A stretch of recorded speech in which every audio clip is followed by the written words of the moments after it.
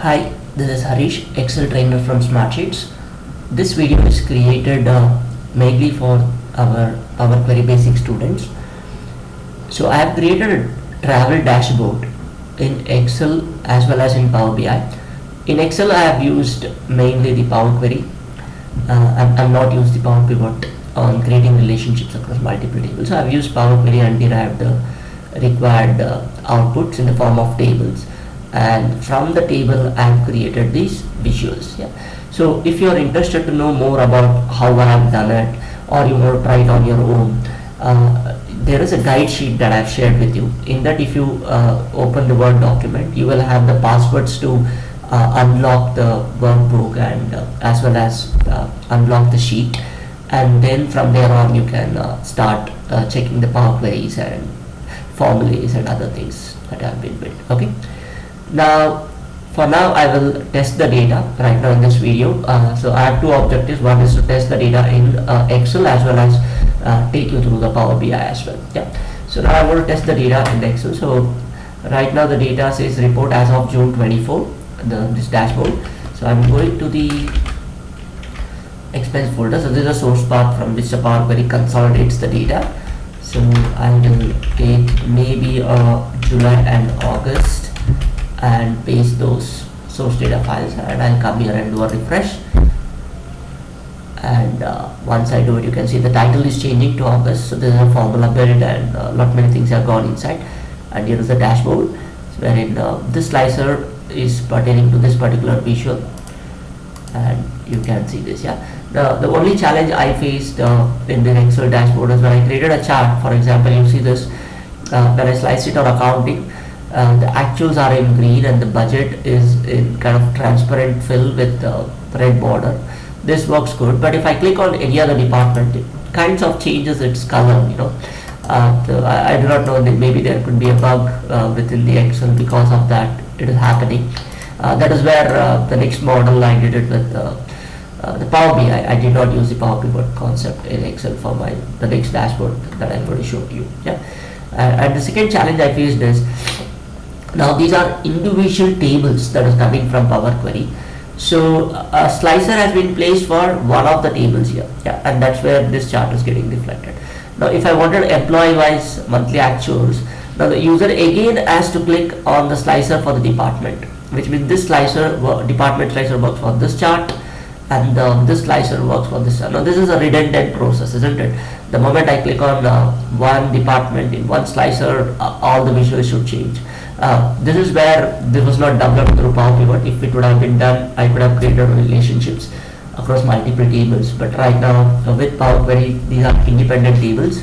So I create a slicer separately for this. This kind of a redundant. For now, at least it works. Basically with your Power Query skills, I want to show you that this definitely works. And then this table shows the remaining budget. For example, if I click on admin, this table doesn't change. It's kind of constant. And this is where in Power BI I put across some visuals which only highlights the admin part or shows only the admin part. Good. Now I'll close this file and let me take you to the Power BI buttons. Hi. Here I have opened the travel expense dashboard created in Power BI.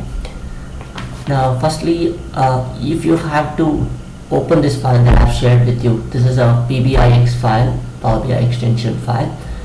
Now you need to install the Power BI desktop app from the Microsoft Store in your computer. So this is a free software you can install on your own in case you are interested to create dashboards in Power BI. Now once you open this file, so the path would have been my desktop path. So if you have to change it, for testing the data, the first thing you'll have to do is in the Home tab you have this transform data, and you can click on data source settings, and then once you go here you can select each one of those items and then click on change source. Now this is a bit of an advantage over Excel Power Query, because let's say if you had accessed a particular folder or an Excel workbook in 3 different queries, in Power Query you will have to change in 3 different places manually, right? The same thing can be done in Power BI as well. I should share with you how to go to Power Query in BI. However, the best option is you directly click at the header level like data source settings and change it. All the queries which is accessing this path will get changed. That's an advantage. Next, now how do we see the Power Query? Now in this Power BI, on the left hand side you have report view. Right now I'm in the report view, so I'll go to the table view. So in the table view, now you have this data pane. In case it is minimized, collapse, you can expand it. Now these are the tables that's been loaded. So you can so by default Power BI tables comes from Power Query, with or without transformation. So you click on this three dots or ellipsis button, and then you will click on edit query. So once you do that, it now takes you to the Power Query editor where you can see all the tables that has been loaded and the transformation work that has been done here. Great. Now we also have model view. The model view is nothing but equivalent of Power Pivot, where you can see the relationships created across multiple tables. So only difference being from Excel Power Pivot model is that, or the Excel data model compared to the Power BI model, is that you can create a relationship between many to many. Right now you can see there's one side of this table and many side of this table.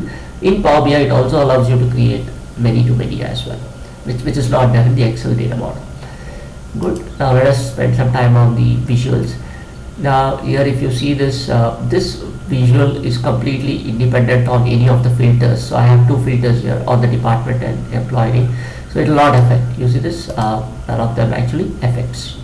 Okay.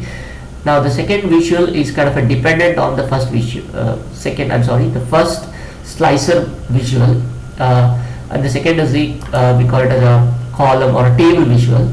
So this is dependent on the item that is ticked in the slicer. For example, I click on accounting, it shows only the employees working in that accounting department. Okay. Now this particular visual and these two visuals are affected by these two slicers, whereas this table, the remaining budget table, is affected only by the department slicer. Okay. So let me do this. So I'm going to click on department admin. Now the above table says me for admin department the full year budget was this much. YTD budget, that means you see we are doing the report as on June, so which means off of that is the YTD budget, and the YTD actuals as of now June, the actual expenditures are 2,26,000 and the remaining budget is this much. Now this will help people know what is the budget, and accordingly they can plan their expenditure. And for the admin department we also provide employee wise what is their actuals and what is the YTD budget, just to check if anybody has exceeded the pro rata budget. So how do we get this? Now for example, for budget, if it is 3,27,000, this will be divided by all the employees equally. So that is because we don't have, in the data set we have not been provided the individual budget for each employee, we have been given at a department level only. For example, let me click on finance. Okay, you can see that things are changing here. Now for example, accounting, you see one of the employee, maybe let me zoom this, or I can reduce this. I think it will zoom up. This looks better. So one employee named Shravan, as of now is exceeding his YTD budget. So maybe the thing is, by seeing this slide, I think he can look at cutting down his expenditure in the coming months. So let's see that maybe for accounting, Shravan, will it really reduce it, the actuals. And this is employee wise monthly expenditure. For example, if I click on the Shravan, now you can see this this chart is only highlighting that these are some good options in Power BI, cross filter highlight options, which means the other ones are kind of going taking a back seat, not highlighted. Now within this Shravan employee, month by month what is the expenditure is done. Or if I click on other employee, month by month what is the expenditure. And this is how the whole dashboard works in Power BI. So lastly, let me test by adding some more data to the folder. So I'll go to this, and maybe I'll take 3 months till September, go to the expense folder and I'll paste it across.